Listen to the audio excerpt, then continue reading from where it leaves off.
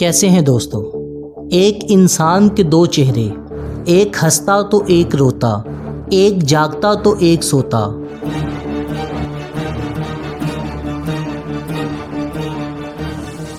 دو چہروں والا ایک پراسرار شخص، کیا اس کا دوسرا چہرہ کوئی شیطانی عکس تھا یا کوئی موذی بیماری؟ یہ شخص کب تک زندہ رہا؟ جب ریسرچر نے اس شخص پر ریسرچ کی تو وہ کون سے حقائق تھے جو سامنے آئے؟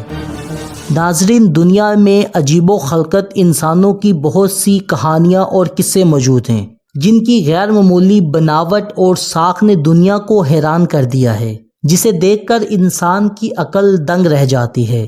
ان انسانوں کو قدرت کا کرشمہ یا اتفاق کا نام بھی دیا جا سکتا ہے۔ انہی پر اسرار کہانیوں میں سے ایک کہانی دو چہروں والے انسان کی ہے۔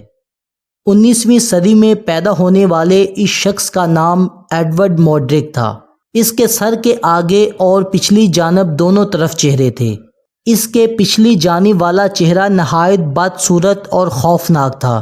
یہ بولتا تو نہیں تھا مگر آنکھوں سے اشارہ اور سرگوشیاں ضرور کرتا تھا۔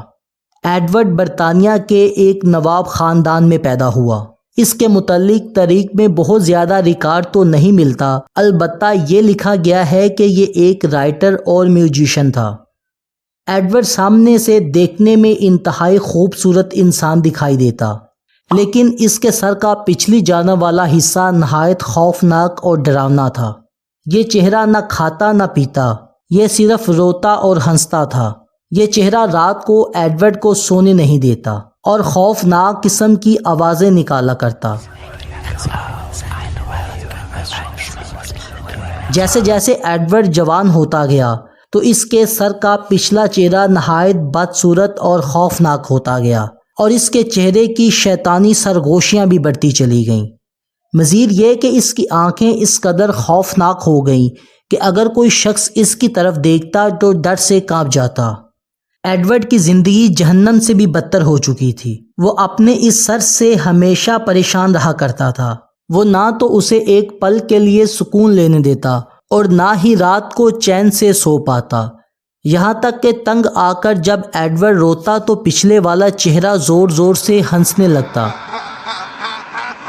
اس کے دونوں چہرے الگ الگ کام کرتے، یعنی جب ایک چہرہ سوتا تو دوسرا جاگتا۔ ایڈورڈ اس چہرے کو شیطانی مانتا تھا کیونکہ وہ اسے سونے نہیں دیتا اور عجیب و غریب باتیں کیا کرتا تھا۔ ایڈورڈ کے مطابق وہ چہرہ اس سے اکثر جہنم کی باتیں کیا کرتا۔ سال 1985 کے بوسٹن پوسٹ میں ایک آرٹیکل لکھا گیا جس کے مطابق ایڈورڈ نے ڈاکٹروں سے تنگ آ کر گزارش کی کہ اس کے سر کے پیچھے والے حصے کو سرجری کر کے کاٹ دیا جائے، مگر ڈاکٹروں نے یہ آپریشن کرنے کا رسک نہ لیا کیونکہ اس آپریشن میں اس کی جان بھی جا سکتی تھی۔ یہ شیطانی چہرہ کبھی نہیں سوتا بلکہ ہمیشہ تکلیف دینے والی آوازوں سے مجھے مخاطب کرتا۔ یہ ایک ایسی اذیت ناک زندگی ہے جس کا میں تصور بھی نہیں کر سکتا۔